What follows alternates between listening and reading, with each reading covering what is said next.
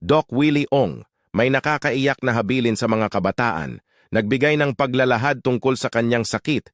Bago siya tuluyang na maalam, iniwan ni Doc Willie Ong ang isang nakakaiyak na habilin para sa mga kabataan.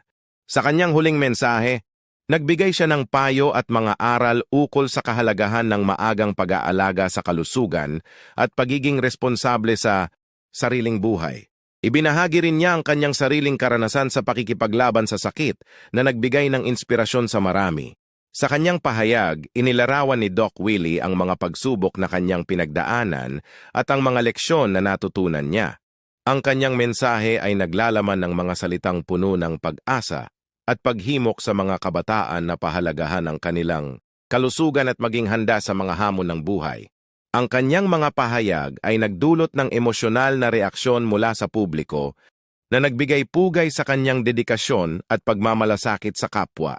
Ang habilin ni Doc Willie Ong ay patunay ng kanyang layunin na magbigay ng positibong impluwensya sa buhay ng iba kahit sa kabila ng kanyang sariling pakikibaka.